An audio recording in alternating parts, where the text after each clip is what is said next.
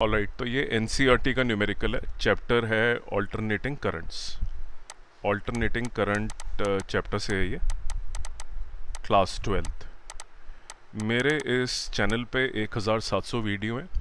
बहुत सारे question NEET JEE mains में मेरे चैनल से आते हैं। इमीडिएटली सब्सक्राइब करें, नहीं तो हो सकता है कि कोई आप वीडियो मिस कर दें और आपके मार्क्स कट जाएं। तो अगर आप अपनी अच्छी रैंक लाना चाहते हैं तो मेरे चैनल को इमीडिएटली आप सब्सक्राइब कर सकते हैं। आइए अब चलते हैं इस न्यूमेरिकल के ऊपर। देखिए, सबसे पहले मैं आपको थोड़ा ऑल्टरनेटिंग करंट के बारे में समझा देता हूँ before we do this numerical. Alternating current, देखिए यहाँ 50 हर्ट्स लिखा हुआ है, तो जो सिग्नल है बेसिकली उसकी जो नेचर है वो साइन्यूसॉइडल है, राइट। इस तरह से सिग्नल होता है ऑल्टरनेटिंग करंट के अंदर, जनरली ऐसा ही होता है। और तो ये इसको बोलते हैं frequency of the AC, alternating current की फ्रीक्वेंसी। तो ये वोल्टेज है इस एक्सिस पे और यहाँ पे मान लीजिए आपका टाइम है। तो हर टाइम पे जो वोल्टेज है वो बदल रही है और एक टाइम पे वो पीक पे जा रही है, इसको बोलेंगे वी पीक, राइट।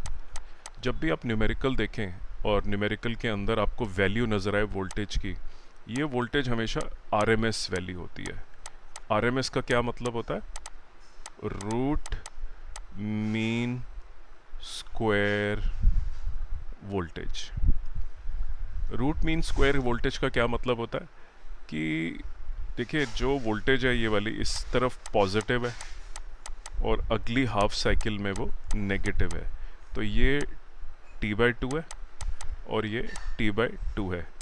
तो नेट वोल्टेज ऐसा लगेगा कि एक साइकिल के अंदर ज़ीरो है, लेकिन अगर आप इस वोल्टेज को किसी चीज़ को गर्म करने के लिए यूज़ करते हैं तो आपको इस वोल्टेज का हीटिंग इफ़ेक्ट नज़र आएगा, हीटिंग इफ़ेक्ट नज़र आएगा। जो वोल्टेज इस्तेमाल होती है हीटिंग इफ़ेक्ट के लिए एसी के अंदर, ऑल्टरनेटिंग करंट के अंदर, उसको VRMS बोलते हैं। तो VRMS एक मैथमेटिकल कॉन्सेप्ट है ये समझाने के लिए कि ऑल्टरनेटिंग करंट भी हीटिंग इफ़ेक्ट दे सकती है, जबकि impression on an average cycle T/2 में जो ये है कि V net is going to be zero, but ये गलत है। जो एक्चुअल VRMS होती है that is V peak divided by √2, और यही वोल्टेज हीटिंग इफ़ेक्ट के लिए ज़िम्मेदार होती है। आइए अब थोड़ा न्यूमेरिकल पे आते हैं। तो ये आपको VRMS दे रखा है, 50 हर्ट्स दे रखा है, और आपको दे रखा है कि एक इंडक्टर है।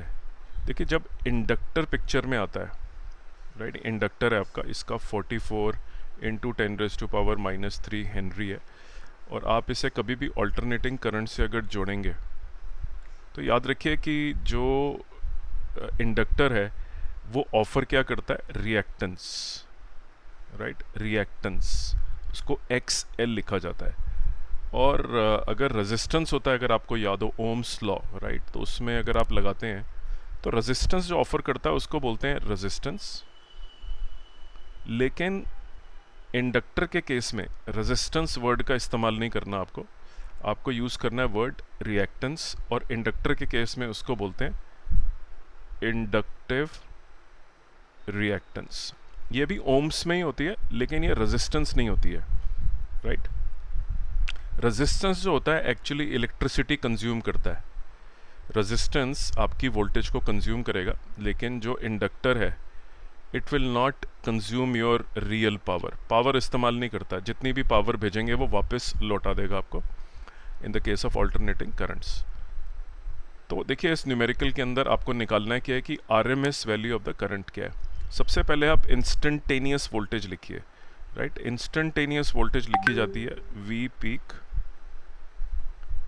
sin ω/t। अगर आपने पहले इंस्टेंटेनियस लिखी और आप अगर RMS वैल्यू तो दे ही रखी है आपको, तो देखिए रिएक्टेंस का जो फॉर्मूला होता है, reactance that is given by ω/L। Inductive reactance को लिखा जाता है ω/L। ये एक तरह से रेजिस्टेंस होता है जो इंडक्टर देता है, लेकिन रेजिस्टेंस का जो यूज़ होता है वो जनरली R के साथ होता है, जो ओहमिक रेजिस्टेंस होता है। This is not a ohmic resistance, ये दूसरे टाइप का रेजिस्टेंस है जो सिर्फ ऑल्टरनेटिंग करंट अगर इसको इसके ऊपर लगाया जाए तभी ये आपको मिलेगा। तो omega L is the reactance, ये निकाल लीजिए। ओमेगा कैसे निकालेंगे आप, 2 pi f into L is equal to 2 pi into 50 into L, 44 into 10⁻⁻3। ये आपने एक्सेल निकाल लिया। अब आपको निकालना क्या है बेसिकली, करंट। तो I R M S will be given by V R M S divided by X L. तो वी आर एम एस आपको मालूम है 220 है और एक्सेल आपको दे ही रखा है 2 पाई इंटू 50 इंटू 44 इंटू 10⁻⁻3। ये हो गया I R M S amperes के अंदर, राइट। तो ये V is equal to I R आपको मालूम होगा, ये मिलता जुलता है उससे, लेकिन यहाँ पे आपको लिखना है V is equal to I into reactance of the inductor. तो आपको पता होना चाहिए इंडक्टर की रिएक्टेंस लिखी जाती है X L is equal to omega L, और जो अगर आपको आई आर एम एस निकालना है तो it is V R M S divided by X L. ये इंडक्टेंस की वैल्यू आपको दे रखी है, this is L, this is. जब भी न्यूमेरिकल के अंदर वोल्टेज लिखी हो तो उसको देखिए हमेशा आर एम एस की तरह ट्रीट करिए, इट इज़ नेवर पीक, हमेशा आर एम एस वैल्यू दी होती है जब भी इस तरह से लिखा होता है 220,50। मेरे इस चैनल पे करीब 100 से ज़्यादा वीडियो ऑल्टरनेटिंग करंट के ऊपर है। हर वीडियो को ध्यान से देखिए और समझने की कोशिश करिए कि ऑल्टरनेटिंग करंट के न्यूमेरिकल्स कैसे करते हैं। कॉन्सेप्ट भी समझाया हुआ है और न्यूमेरिकल भी समझाया हुआ है। बहुत सारे न्यूमेरिकल जेई मेंस और नीट में मेरे चैनल से आते हैं। एक भी वीडियो को मिस ना करें, आपकी रैंक 100% इम्प्रूव होगी अगर आप मेरे सारे वीडियोस को देख लेंगे। शॉर्ट वीडियोस भी हैं, लॉन्ग वीडियोस भी हैं, न्यूमेरिकल प्रैक्टिस भी है, और ये सिर्फ सॉल्यूशंस नहीं है, पूरा समझाया हुआ है कि किस तरह से न्यूमेरिकल को अटेम्प्ट करना चाहिए। तो उम्मीद करता हूँ ये आपको न्यूमेरिकल समझ में आया और आप आई आर एम एस की वैल्यू इस फॉर्मूले की मदद से निकाल सकते हैं। और भी आप मेरे वीडियो ऑल्टरनेटिंग करंट के देख सकते हैं, मैकेनिक्स के, ग्रेविटेशन के, इस चैनल के ऊपर। Thank you very much for your time.